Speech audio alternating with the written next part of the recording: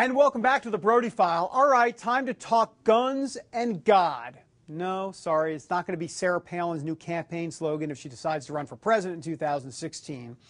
Instead, it's the subject of this week's Jenny and the B Block. You go, girl!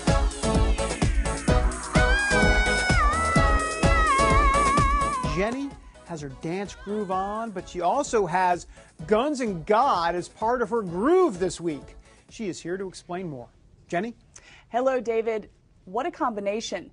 In the United States, nearly 40% of Americans live in a household where at least one gun is present. Since the tragic shootings at Sandy Hook Elementary School, we've heard a lot about gun control and Second Amendment rights, but we haven't heard a lot about where Christians stand on the issue. Well, the Public Religion Research Institute has surveyed the Christian community on guns, and here to tell us all about it is PRRI's CEO, Dr. Robert P. Jones. Thank you so much for being with us. Oh, thanks for having me.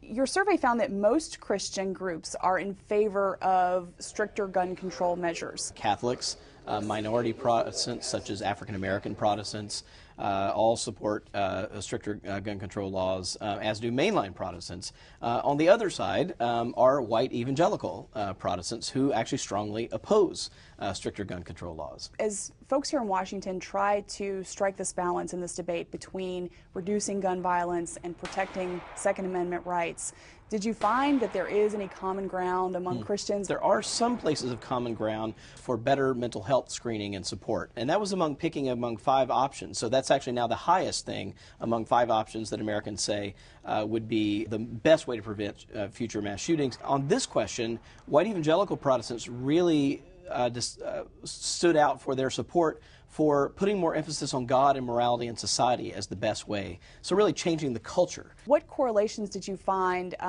in terms of people who identify as pro-life and their attitudes about guns? White evangelical Protestants who say the term pro-life describes them very well. For example, nearly 2/3, 64%, oppose stricter gun control laws. If you look at Catholics who say that the term pro-life describes them very well, they're in fact a mirror image on gun control. 61% support stricter gun control laws. And I guess if you're thinking about being for life and the protection of life, then you could think about protecting victims of gun violence and then protecting yourself from becoming a victim. I mean, I guess that's 2 ways that this is kind of being That's exactly looked at. right. And clearly evangelicals and Catholics here take their pro-life identity seriously, but take it in different directions on the issue of gun control. Dr. Jones, thank you so much. Thank you. Appreciate it. David, back to you. Thank you, Jenny. A couple more faithful stories before the break. According to the Barna Group, did you know that 72% of evangelicals think the gay and lesbian community is the most active group trying to remove Christian values from the country? 72% believe that. That's compared with just 31% of Americans overall who believe that. You can clearly see the disconnect in those numbers. And how about this story, also from the Barna Research Group? They have concluded, get ready, drum roll please, Knoxville, Tennessee is the most Bible-minded city in America. According to the research, 52% of people in that town, in that city, surveyed said they both read the Bible weekly and they believe in its accuracy.